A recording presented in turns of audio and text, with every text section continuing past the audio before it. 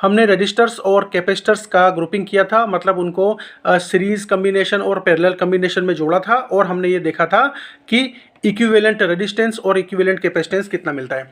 अब हम यहाँ पर इंडक्टर्स को सीरीज और पैरेलल में प्लेस करेंगे, ग्रुपिंग करेंगे, और हम ये देखेंगे कि इफेक्टिव इंडक्टेंस सीरीज में कितना है और इफेक्टिव इंडक्टेंस पैरेलल में जब हम प्लेस करते हैं तो कितना मिलेगा।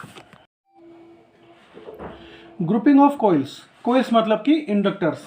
इंडक्टर्स को अगर हम सीरीज में प्लेस करते हैं, इंडक्टर्स को हम पैरेलल में प्लेस करते हैं, तो हमको इफेक्टिव इंडक्टेंस कितना मिलने वाला है। सबसे पहले हम लोग ले लेते हैं कोइल्स इन सीरीज। तो फॉर एग्जांपल एक काम करते हैं, 3 कोइल्स ले लेते हैं सीरीज में, 1 2 और ये 3, ठीक है। ये मान लो कि ये जो कोइल नंबर 1 है ना, उसका इंडक्टेंस L1 है, कोइल नंबर 2 का इंडक्टेंस L2 है, कोइल नंबर 3 का इंडक्टेंस L3 है। हमने क्या किया, ये जो कोइल्स है ना तीनों के तीनों, हमने इन तीनों के अबाउट, जो ये ए बी पॉइंट है, इस पॉइंट के अबाउट हमने इफेक्टिव टोटल इंड्यूस्ड ईएमएफ ये माना ई टोटल है, ठीक है। तो ऐसा होने पर क्या होगा कि यहां पर जो इंड्यूस ईएमएफ है ना, उसको मैंने E1 मान लिया, यहां पर जो इंड्यूस ईएमएफ है इसको E2 मान लिया, और इंड्यूस्ड ईएमएफ यहां पर इसको E3 मान लिया। अब ये इंड्यूस्ड ईएमएफ होता क्या है, ये तो पोटेंशियल होता है ना, तो ये जो टोटल पोटेंशियल है वो इन सब इंडिविजुअल पोटेंशियल्स के एडिशन के बराबर होगा। मैं यहां पर लिख सकता हूं ई टोटल या E net is equal to E1 plus E2 plus E3, ऐसे। अब हमको ये फॉर्मूला पता है, induced EMF is equal to negative L di/dt। अब देखो बच्चों, ये जो कोइल्स है ना सीरीज में है, जितना इलेक्ट्रिक करंट यहां से पास हो रहा है उतना ही इलेक्ट्रिक करंट यहां से पास होगा, उतना ही इलेक्ट्रिक करंट यहां से पास होगा।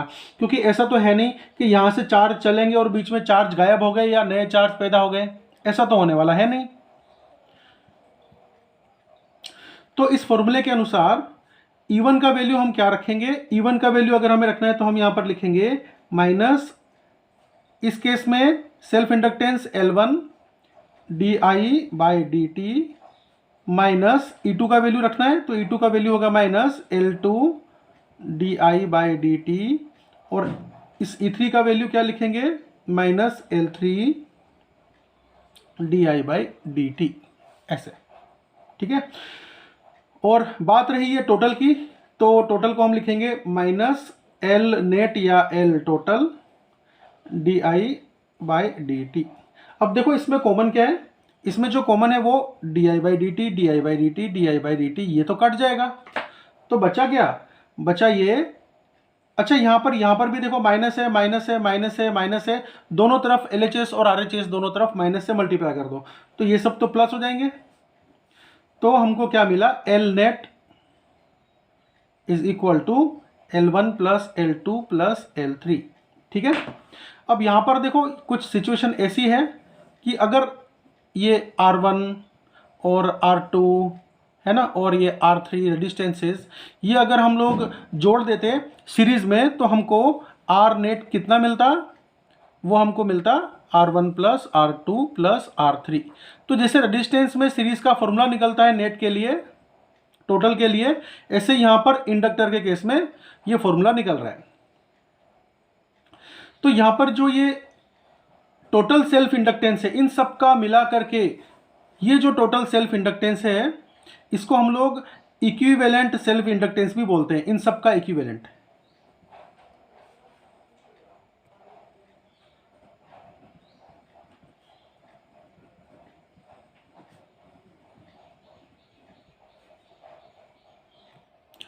अब यहां पर खास बात यह है कि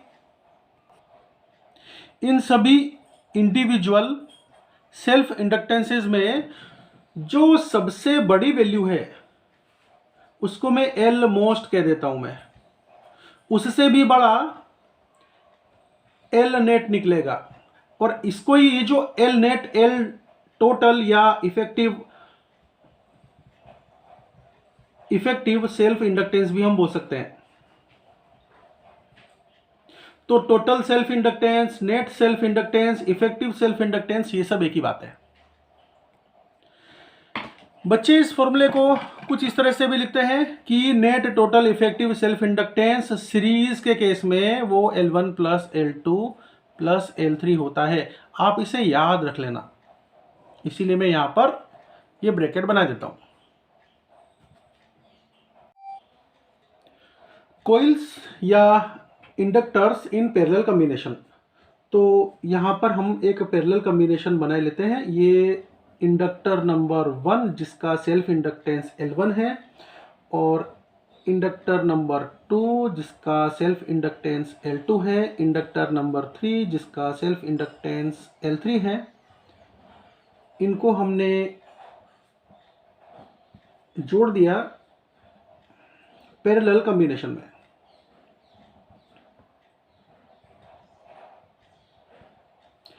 अब देखो, अगर हम यहां से पैरेलल कॉम्बिनेशन में होता क्या, अगर हम यहां से करंट I पास करें तो ये करंट 3 भागों में डिवाइड होने वाला है, I1, I2 और I3।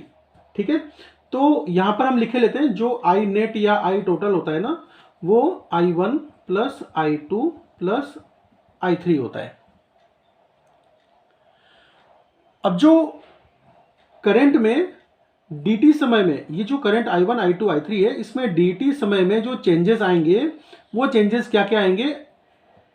I1 करंट में चेंज आएगा dt समय में di1, I2 करंट में चेंज आएगा dt समय में di2, और I3 करंट में चेंज आएगा dt समय में di3।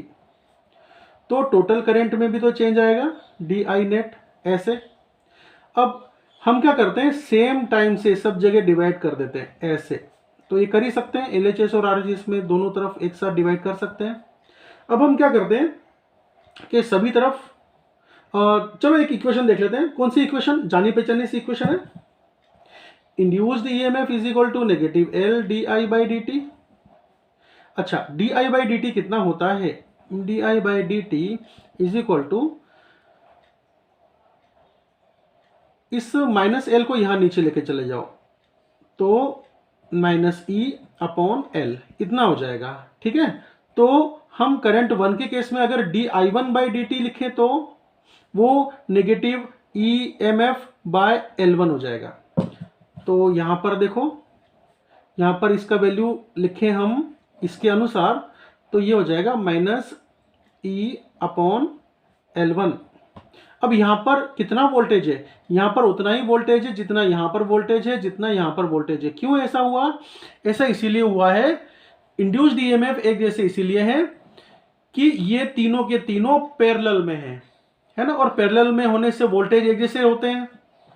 ओके, इसीलिए मुझे यहां पर E1, E2, E3 लिखने की आवश्यकता नहीं पड़ी। ओके, di2/dt इस रूल के अनुसार कितना होगा, minus E upon L2। di3/dt इस रूल के अनुसार कितना होगा, माइनस E अपॉन L3 इतना होगा। ओके, और ये I नेट di/dt कितना होगा, तो ये हो जाएगा E by L net minus. अब देखो सभी जगह माइनस है, ये माइनस को हटा दो, मतलब एक और माइनस से दोनों साइड डिवाइड, दोनों साइड मल्टीप्लाई कर दो, प्लस हो जाएगा सब जगह। कॉमन क्या है, ई कॉमन है। जो ई नेट बनता है, टोटल जो ई नेट बनेगा, ई टोटल बनेगा, वो टोटल इसके बराबर होने वाला है, क्योंकि यहां पर तो पैरेलल कॉम्बिनेशन है। अच्छा, अब ये हमारा रूल क्या हो गया, 1 अपॉन एल नेट, किस केस में, पैरेलल के केस में। वो उसको बच्चे कुछ ऐसे भी लिख देते हैं, एलपी सेल्फ इंडक्टेंस पैरेलल के केस में, पैरेलल कॉम्बिनेशन के केस में। तो ये इफेक्टिव सेल्फ इंडक्टेंस मिला, तो वो हो जाएगा 1 upon L1 plus 1 upon L2 plus 1 upon L3। ठीक है, और जब हम रजिस्टर्स का पैरेलल कम्बिनेशन में उनको रखा करते थे तब क्या मिलता था, 1/RP is equal to 1/R1 plus 1/R2 plus 1/R3, ऐसा मिला करता था ना। ये बिल्कुल वैसा ही है। अच्छा, और खास बात ये है कि यहां पर सेल्फ इंडक्टेंस इन तीनों में से जिसका भी सबसे कम है उसको मैं एल लीस्ट लिख देता हूं। सबसे कम इन तीनों में से L1 L2 L3 में से जो सबसे कम है वो एल लीस्ट है। तो लीस्ट से भी कम हमको पैरेलल कॉम्बिनेशन में इफेक्टिव सेल्फ इंडक्टेंस या टोटल सेल्फ इंडक्टेंस मिलने वाला है। रजिस्टर, कैपेसिटर या इंडक्टर सीरीज कॉम्बिनेशन में है या पैरेलल कॉम्बिनेशन में, इसकी पहचान क्या है? देखो, जब हम यहां पर इंडक्टर्स को सीरीज में लेते हैं तो इसकी एक पहचान कैसे बनती है कि इंडक्टर नंबर 1 का सेकेंड एंड, इंडक्टर नंबर 1 कौन सा है, ये वाला, इस इंडक्टर नंबर 1 का दूसरा एंड वो इंडक्टर नंबर 2 के पहले एंड के साथ में जुड़ा हुआ है। एक पहचान तो ये बनती है। और दूसरी पहचान क्या बनती है कि सीरीज में जितना चार्ज यहां से पास होगा L1 से उतना ही चार्ज दूसरे नंबर के इंडक्टर से पास होने वाला है। ऐसा नहीं होगा कि चार्ज बीच में गायब हो गया या चार्ज बीच में नया पैदा हो गया। तो दूसरी पहचान में यह है कि जो इलेक्ट्रिक करंट जितना यहां से पास हो रहा है इंडक्टर नंबर 1 से उतना ही कोइल नंबर 2 से इलेक्ट्रिक करंट पास होगा। ठीक है। और तीसरी पहचान यह है कि इनमें से कोई भी डायरेक्टली टोटल पोटेंशियल के साथ नहीं जुड़ा हुआ है। अब हम बात करते हैं कोइल्स इन पैरेलल कॉम्बिनेशन में अगर हम कोइल्स को रखें तो उसकी क्या पहचान है। तो पहली पहचान ये है कि पैरेलल कॉम्बिनेशन में जो टोटल करंट आता है ना वो दोनों कोइल्स में डिवाइड हो जाता है। मतलब चार्जेस जो आए चल करके वो चार्जेस कुछ यहां से निकल गए और कुछ चार्जेस यहां से निकल गए। एक पहचान तो ये है। दूसरी पहचान ये है कि ये जो दोनों के दोनों कोइल्स होती हैं उनका जो टोटल वोल्टेज बनता है, पोटेंशियल डिफरेंस बनता है, वो इक्वल बनेगा। ये पैरेलल कॉम्बिनेशन की दूसरी पहचान है। पैरेलल कॉम्बिनेशन की तीसरी पहचान ये है कि ये कोइल, इस कोइल का फर्स्ट एंड वो सेकंड कोइल के फर्स्ट एंड से जुड़ा हुआ है और यहां पर देखो फर्स्ट कोइल का सेकंड एंड सेकंड कोइल के सेकंड एंड के साथ जुड़ा हुआ है। तो कहने का मतलब जितनी भी कोइल्स होंगी उन सभी कोइल्स का एक तरफ का एंड वो सब एक साथ कनेक्टेड होता है और दूसरी तरफ के जो एंड होते हैं वो एक साथ कनेक्टेड होते हैं। तो ये पहचान है कि अगर आप कोइल्स का पैरेलल कॉम्बिनेशन कर दें तो कैपेसिटर के अंदर कितनी एनर्जी स्टोर होती है वो हमने पता किया था। ठीक इसी तरह से इंडक्टर के अंदर कितनी एनर्जी स्टोर होगी ये हम पता करने जा रहे हैं। इंडक्टर के अंदर जो स्टोर्ड एनर्जी है वही उसी को ही हम लोग पोटेंशियल एनर्जी भी कहते हैं। इंडक्टर के अंदर जो स्टोर्ड एनर्जी है उसे हम मैग्नेटिक फील्ड के अंदर स्टोर्ड एनर्जी भी कहते हैं। तो हम एक डेरिवेशन करने जा रहे हैं, ध्यानपूर्वक सुनना। और एक चीज़ कि जब हमने पोटेंशियल क्या होता है ये पहली बार जब सीखा था तो उस समय हमने पोटेंशियल को इलेक्ट्रिकल प्रेशर के रूप में भी कहा था और समझा था। एनर्जी स्टोर्ड इन इंडक्टर, अगर हम किसी इंडक्टर से आई करंट पास करते हैं तो हमको पता है कि इंडक्टर के अंदर मैग्नेटिक फील्ड डेवलप हो जाता है और ये मैग्नेटिक फील्ड लाइंस कुछ इस तरह से बनने लग जाती हैं। तो ये जो मैग्नेटिक फील्ड है ना ये अपने साथ में एनर्जी कंटेन करता है। जैसे कि इलेक्ट्रिकल फील्ड कैपेसिटर के केस में देखा था ना कि इलेक्ट्रिकल फील्ड अपने अंदर एनर्जी कंटेन करता था, ऐसे ही मैग्नेटिक फील्ड भी अपने साथ एनर्जी कंटेन करता है। तो एनर्जी स्टोर्ड इन इंडक्टर का मतलब है कि energy stored with magnetic field या मैग्नेटिक फील्ड लाइन।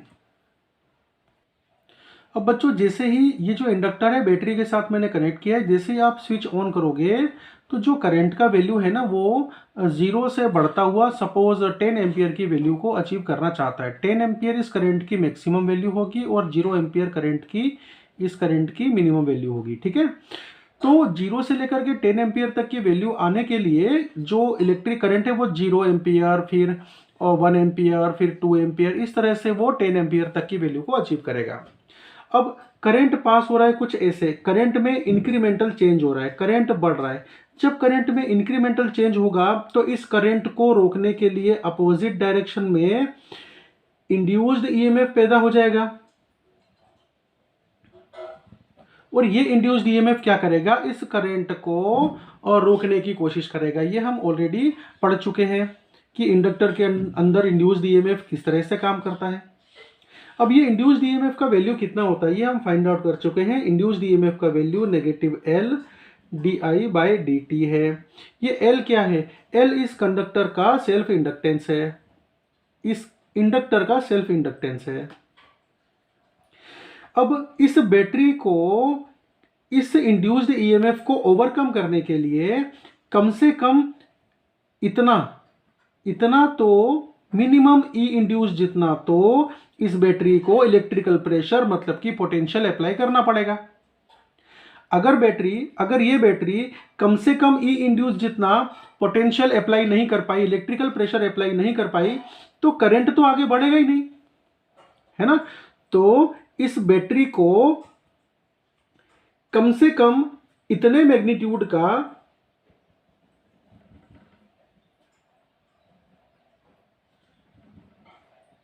पोटेंशियल तो अप्लाई करना पड़ेगा या इलेक्ट्रिकल प्रेशर अप्लाई करना पड़ेगा, और ये जो बैटरी के द्वारा अप्लाइड पोटेंशियल डिफरेंस है वो कम से कम इतने पोटेंशियल डिफरेंस के तो बराबर है ही, ठीक है। और इससे बड़ा हो तो चले, लेकिन कम से कम इतना तो होना ही चाहिए। तब कहीं जाकर के ये जो करंट है ना वो करंट आगे बढ़ेगा और उस करंट का वैल्यू बढ़ेगा। और खास बात क्या है कि ई इंड्यूस्ड अगर जिस डायरेक्शन में इंड्यूस्ड ईएमएफ लग रहा है, सेल्फ इंड्यूस्ड ईएमएफ जो लग रहा है उसकी अपोजिट डायरेक्शन में इस बैटरी को ईएमएफ अप्लाई करना पड़ेगा, ईएमएफ अप्लाइड बाय बैटरी, ठीक है। तो ये और ये इंड्यूस्ड ईएमएफ और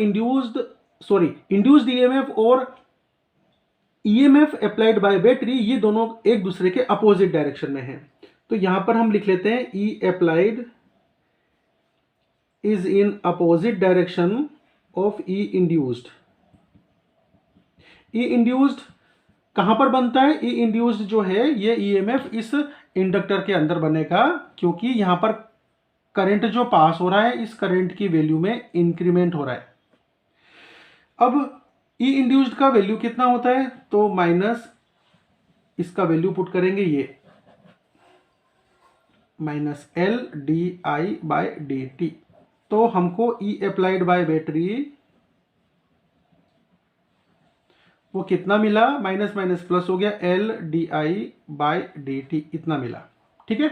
अब बात ये आती है कि बैटरी के द्वारा जो वर्क डन होता है वो वर्क डन कितना होता है। अगर battery potential difference V apply करती है Q चार्ज को भेजने के लिए, या Q चार्ज को वो इतना पोटेंशियल डिफरेंस देती है तो बैटरी को वर्क डन W करना पड़ता है।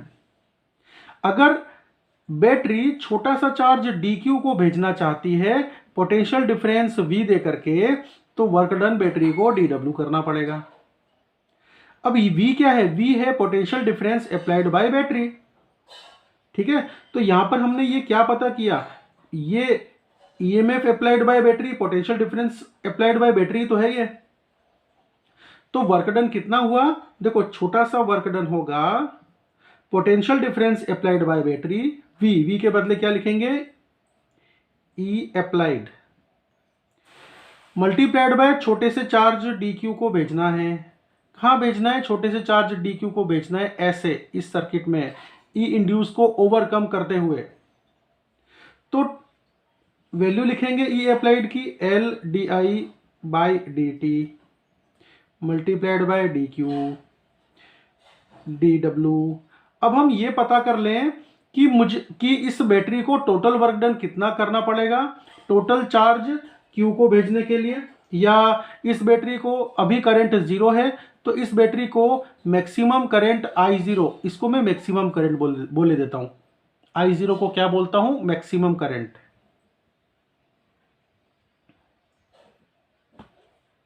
तो maximum current I0, zero current से मैक्सिमम करंट I0 तक की वैल्यू को अचीव करने के लिए बैटरी को कितना वर्क डन करना पड़ेगा, तो भैया यहां पर इंटीग्रेशन कर लो। कहां से लेके कहां तक करोगे, करंट की जीरो वैल्यू से लेकर के करंट की मैक्सिमम वैल्यू I0 तक।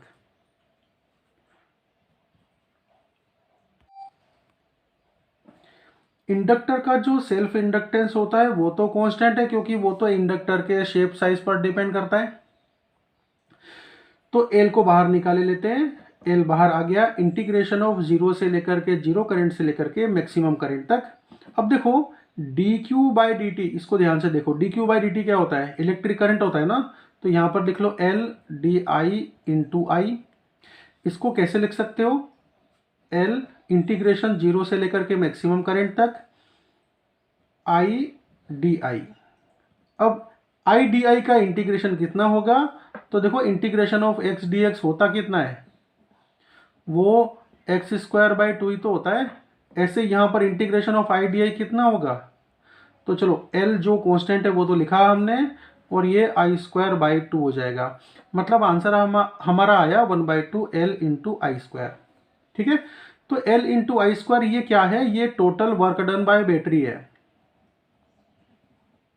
और वर्क डन जितना बैटरी करेगी उतनी ही एनर्जी, वर्क डन तो एनर्जी होती है ना, तो उतनी ही एनर्जी वो कहां पर सेव होने वाली है, इंडक्टर के अंदर सेव होने वाली है। तो हम लोग इस एनर्जी को, ये जो वर्क डन बाय बैटरी वाली जो एनर्जी है, किया कर्म कभी व्यर्थ नहीं जाता, पोटेंशियल बन के सेव हो जाता है। तो इसी को हम लोग है ना पोटेंशियल एनर्जी बोल देते हैं। ठीक है, तो देखो potential energy magnetic field line के अंदर बनने वाली, ये M for magnetic, potential energy magnetic field line के कारण या मैग्नेटिक फील्ड लाइन के अंदर बनने वाली, वो 1/2 एल इंटू आई जीरो स्क्वायर के बराबर होगी। यहां पर मुझे I0 लिखना था, ये मैंने I0 लिख दिया। ये I0 क्यों लिखना था, वो इसलिए लिखना था कि जब integration of I D I करूंगा अगर मैं जीरो से लेके I0 तक, तो वो होगा आई स्क्वायर बाय टू, और यहां पर लिमिट जीरो से लेके I0 है। एक बार I का वैल्यू I0 लिखना है और उसके बाद में मुझे जीरो वैल्यू लिखना है I का, तो क्या हो जाएगा I0 square by two minus zero square by two. तो आंसर कितना आया, I0 स्क्वायर बाय टू। ठीक है, इसीलिए मैंने यहां पर directly I0 square by two लिख दिया है। ओके, तो इसको आप हमेशा के लिए याद रख लो।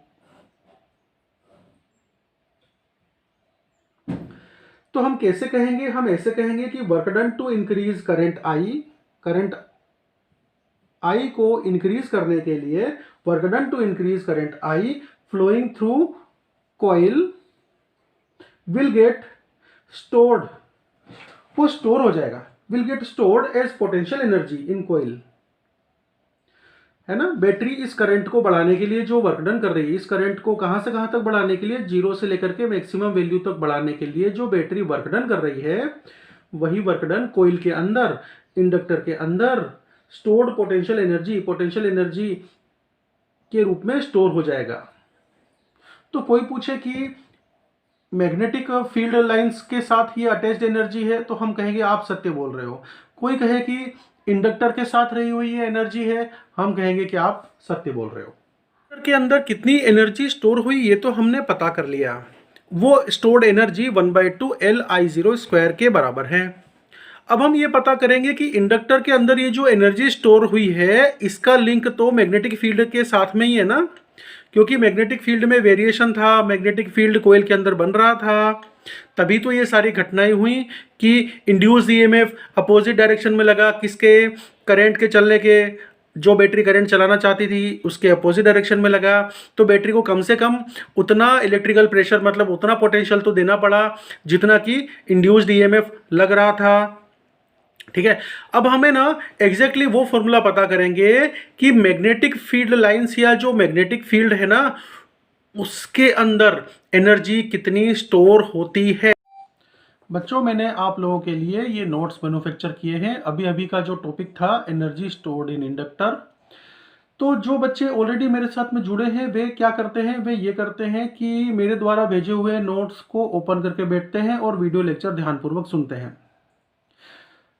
जो बच्चे मेरे साथ में नए जुड़े हैं उन नए बच्चों को मैं बता दूं कि आप नोट्स मंगवा सकते हो, आपको फ़ोन कॉल नहीं करना है, आपको केवल मैसेज भेजना है। मोबाइल नंबर मैंने डिस्क्रिप्शन में बता रखा है।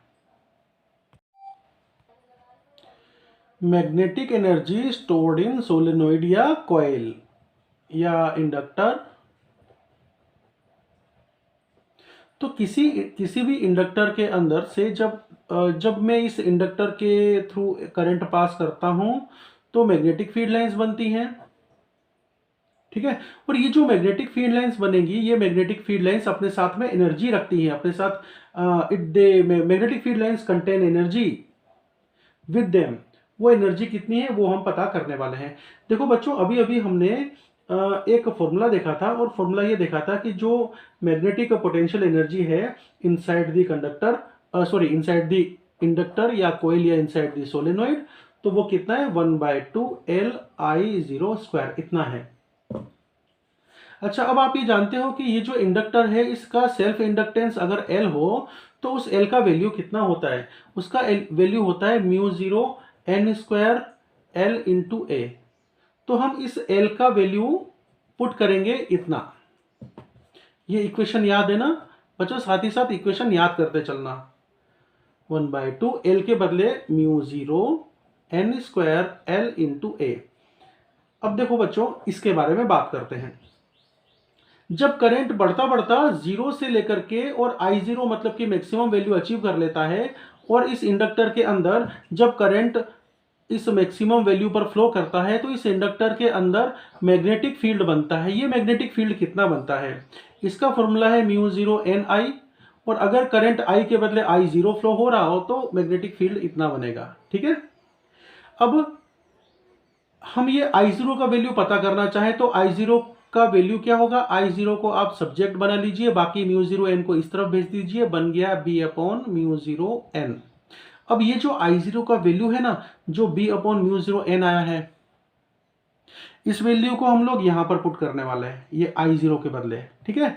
तो I0 के बदले ये वैल्यू जब हम पुट करेंगे तो हमें लिखना पड़ेगा B/μ0 n का स्क्वायर, क्योंकि यहां पर I0 का स्क्वायर है ना, इसीलिए मुझे फिर अब यहां पर b का स्क्वायर लिखना पड़ेगा, μ0² लिखना पड़ेगा, n² लिखना पड़ेगा। अब यहाँ पर n² से n² कैंसिल हो गया है। इस ये μ0 ने एक μ0 को कैंसिल कर दिया है, तो क्या बच गया यहाँ पर? यहाँ पर बच गया 1/2 लेंथ इंटू एरिया इंटू ये b² बच गया यहाँ पर, और अपॉन बच गया μ0, ठीक है। बाकी सब तो कट गए। अब देखो बच्चों, ये जो इंडक्टर है ना, इस इंडक्टर की लेंथ कितनी है? इसकी लेंथ है L। इस इंडक्टर का क्रॉस सेक्शन एरिया कितना है? वो A है। तो अगर मैं L इंटू ए कर दूं तो मुझे क्या मिलेगा? Volume. Volume of the inductor, volume of the coil, volume of the solenoid मिलेगा। तो यहां पर देखो L इंटू ए क्या होता है? वॉल्यूम होता है। तो मैग्नेटिक पोटेंशियल एनर्जी वो 1/2 L इंटू ए के बदले में वॉल्यूम लिख दूं B²/μ0। अब मैं देखो बच्चों, टोटल इंडक्टर के अंदर रही हुई जो टोटल मैग्नेटिक एनर्जी है ना, मैग्नेटिक फील्ड लाइन के साथ जो अटैच्ड एनर्जी है ना, वो तो इस फॉर्मूले से हमको मिल जाएगी। अब मैं इस वॉल्यूम को इसके नीचे लेके जा रहा हूं। Magnetic energy, magnetic potential energy divided by volume is equal to 1/2 B²/μ0।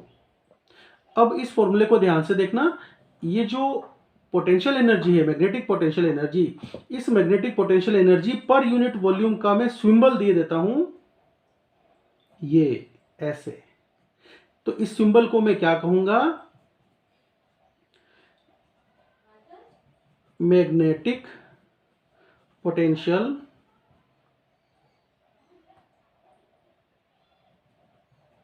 Energy per unit volume, ऐसा नाम बोलूंगा मैं, इज इक्वल टू 1/2 B²/μ0, है ना। तो आप या तो ये इक्वेशन याद कर लो और या तो आप इसे याद कर लो। इन दोनों में से कोई भी आपको याद करना पड़ेगा। बच्चों, जब हम कैपेसिटर पढ़ा करते थे तो कैपेसिटर के केस में इलेक्ट्रिकल फील्ड जो बनता था वो ई बनता था और मीडिया की परमिटिविटी एप्सिलॉन 0 होती थी। तो ऐसा पढ़ते थे ना कि मीडिया की परमिटिविटी, यहाँ पर जो एयर है, फ्री स्पेस है, उसकी परमिटिविटी एप्सिलॉन 0 है। तो हम यहाँ पर क्या बोलते थे कि जो इलेक्ट्रिकल पोटेंशियल एनर्जी है ना पर unit volume, electrical potential energy per unit volume वो 1/2 ई स्क्वायर इंटू एप्सिलॉन 0 है, ऐसा बोला करते थे।